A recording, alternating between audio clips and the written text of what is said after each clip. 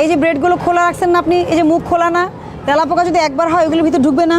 ঢুকবে কিনা বলেন? এই যে ব্রেড এরকম করে ফেলে রাখছেন, এই যে তেলাপোকা কেন?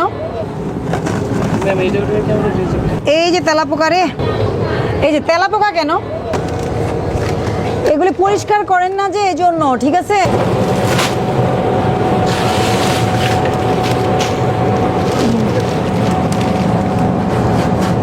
না এই ফ্রিজ মোটামুটি পরিষ্কার। এই যে দেখেন, এই যে চুল, মাথার চুল পড়তেছে, এগুলো ফ্রিজে পড়ছে। এখন ফ্রিজে তো খাবার নাই খোলা, কিন্তু যদি আপনি খাবারে পড়ে তখন তো আর দেখা যাবে না, ঠিক না? তার মানে চুল টুল এগুলো খেয়াল রাখতে হবে তো, তেলাপোকা চুল।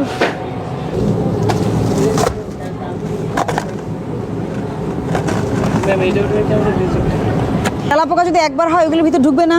ঢুকবে কিনা বলেন? এই যে ব্রেড এরকম করে ফেলে রাখছেন, এই যে প্যাকেট খোলা, তো সবই খোলা মানে কি তাহলে আপনি যখন একটা বানায় না তখন দ্বিতীয়টা তো না না, তাহলে এটার মধ্যে তেলাপোকা আছে তো। আপনি দেখলেন না বক্সের মধ্যে তেলাপোকা? এটা এই শোকে এটার ভিতরে তেলাপোকা আছে। আপনি যদি গার্বেজ রাখেন আর এখানে রুটি রাখেন, আমি দরজা লাগাই দিলাম, পুরোটাই তেলাপোকা আছে না এটার মধ্যে? ঠিক আছে। আপনি কি আমার কথা বুঝছেন? আপনি খাওয়াচ্ছেন ওইটা নষ্টটা, আমি সেটা। এই যে উনি যে হাত দিয়ে মিক্স করতেছে, এই পশমগুলো, মেয়েদের পশম তো ঝরে না, ছেলেদের তো পশম ঝরে যায়। আপনি দেখলেন না এখানে পশম লেগে আছে? তো ড্রেস কোডটা আপনি মাথায় যা পড়ছেন এইটা লাভ নাই কোনো। আপনি না পড়লেও হবে, তাদের তো পড়তে হবে।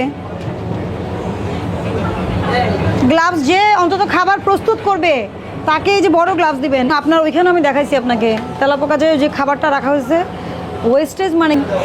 আর যে স্টাইল করে চুলের এগুলি পড়লে হবে না, এদিক দিয়ে সব ঝরবে চুল,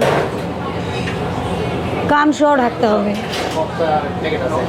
কারণ কি, না না চুল পড়ে যাবে, সমস্যা এটাই। আমাদের তো এখন এমনি চুল ঝরে না, গায়ের পশম ঝরে, ছেলেদের পশম তো একটু বড় থাকে, আবার এগুলো ঝরে ঝরে সব খাবারে। তো এই যে এই জিনিসটার ভিতরে তেলাপোকা ছিল না, আপনি খাওয়াচ্ছেন কাউকে আমি বলছি না, ওয়েস্টেজই, কিন্তু যে শোকেসটার ভিতরে রাখছেন তার মানে কি ওটার ভিতরে তেলাপোকা আছে বলে তো এটার ভিতরে তেলাপোকা ঢুকছে। সতর্ক করে গেলাম আমি, কিন্তু যদি স্ট্রিক্ট হই, অনেক স্ট্রিক্ট, কিন্তু আপনাকে বুঝতে হবে জনস্বাস্থ্যের জন্য হুমকি আছে, এরকম কোনো কাজ করা যাবে না। তেলাপোকা একেবারেই অ্যালাউড না, খুবই দুঃখজনক, তাই না?